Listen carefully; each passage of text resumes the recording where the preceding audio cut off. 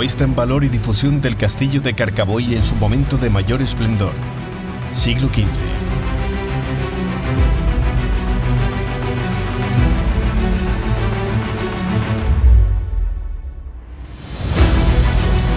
El castillo de Carcaboy ha sido a lo largo de la historia lugar privilegiado desde el punto de vista estratégico y militar para el control de algunas vías de comunicación de la comarca de la Subbética.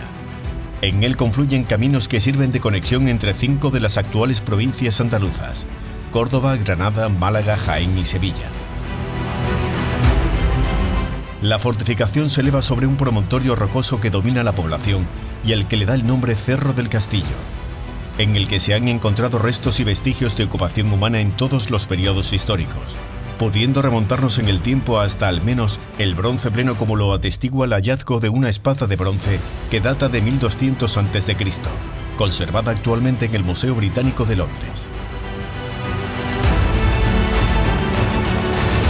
En relación a época romana, la historiografía tradicional sitúa a Hipolicubulcula, municipio latino constituido en época Flavia a finales del siglo I después de Cristo, en el mismo cerro del castillo, del que se conserva en las inmediaciones de la fortificación una cisterna edificada con técnicas constructivas típicas romanas: tégulas, opus caementicium, opus spicatum, etc.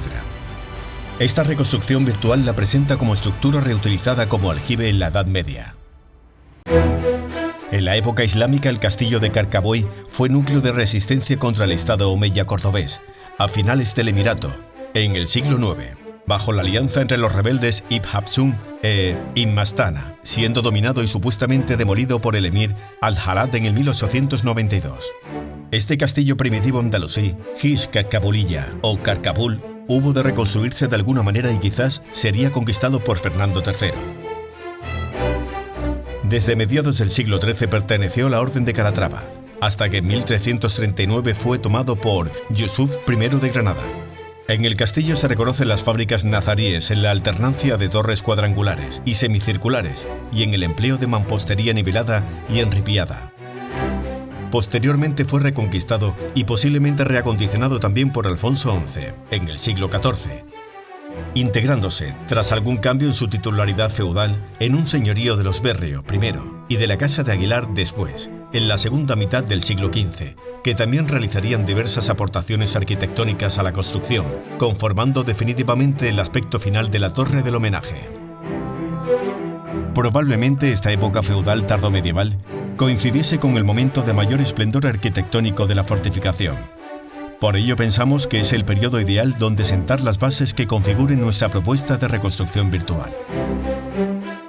Esta reconstrucción virtual que se presenta se sustenta como un proyecto multidisciplinar. La ingeniería complementa la interpretación de los restos arqueológicos, dando un sentido estructural y funcional a la propuesta definitiva del modelo tridimensional. También se ha contado con las diversas fuentes historiográficas de carácter gráfico conocidas, que justifican algunas de las propuestas realizadas, como las que afectan en especial a la Torre del Homenaje, terrada con matacanes, espécula que aprovecha el garitón de salida de la escalera, etc. En relación a la construcción en sí, cabe destacar su planta en forma irregular con estructuras defensivas en su extremo norte, sureste y noroeste. Estos elementos poliorcépticos se adaptan perfectamente a la orografía del lugar, destacando 10 torres flanqueantes que circundan el perímetro exterior de su muralla. Las torres 1 y 2 son semicirculares y constituyen la defensa del acceso principal. En nuestra propuesta se acompaña de un balcón defensivo o ladronera cuya misión principal era la defensa vertical de la entrada. Las torres 3 y 10 son cuadrangulares y proporcionan la defensa de los flancos próximos a la puerta principal. La torre 4, también cuadrangular, se caracteriza por su gran saliente, teniendo como principal misión generar una defensa estática en aquellos puntos perimetrales de la muralla más vulnerables. Las torres 5 y 9 son redondas y flanquean la muralla que constituye el cierre del acceso interior. En cada una de ellas confluyen 3 murallas dividiendo el recinto amurallado en 2 zonas: patio exterior o albácar y patio interior, o de la Torre del Homenaje. La Torre 5 constituye la torre de flanqueo más importante por sus dimensiones y muestra claras evidencias de su evolución arquitectónica, que incluye un forrado de una fase previa que mejora su potencial defensivo en un sector natural de asedio. Por sus características, pudo funcionar además como atalaya.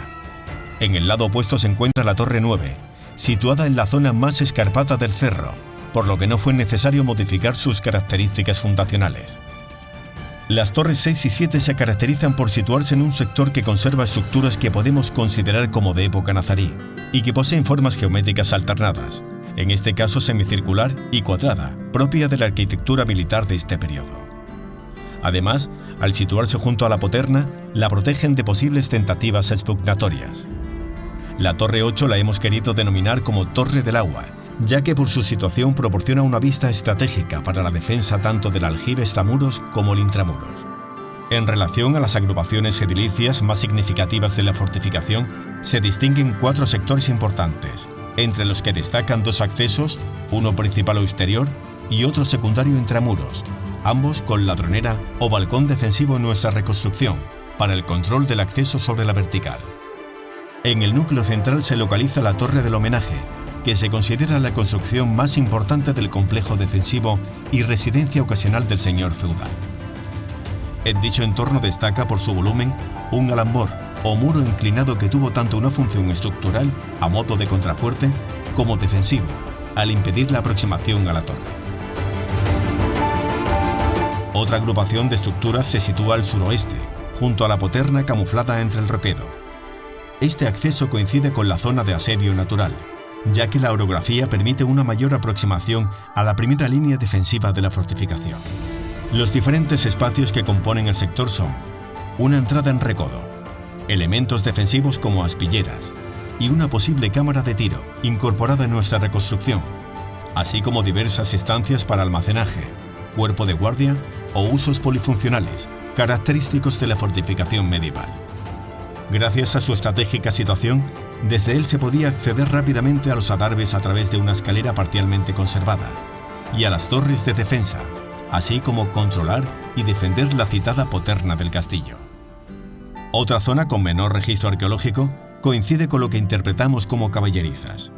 En este caso, la propuesta de reconstrucción se basa más en la necesidad de aportar un importante complemento funcional en este tipo de arquitectura defensiva que en una justificación en los restos arqueológicos conservados.